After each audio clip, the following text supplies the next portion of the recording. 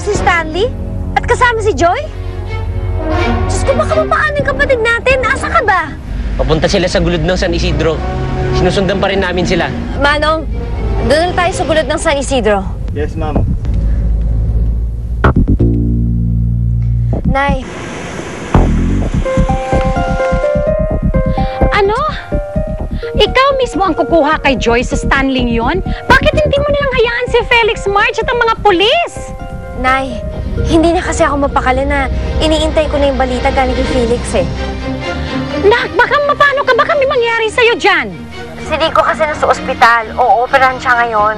Nay, nakikiusap lang ako. Samahan mo naman, oh. Ikaw na bahala sa kanya.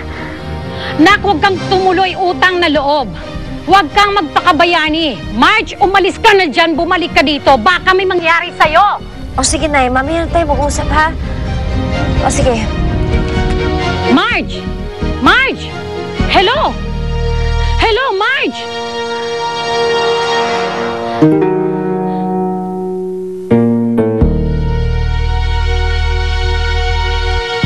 Sir, positive.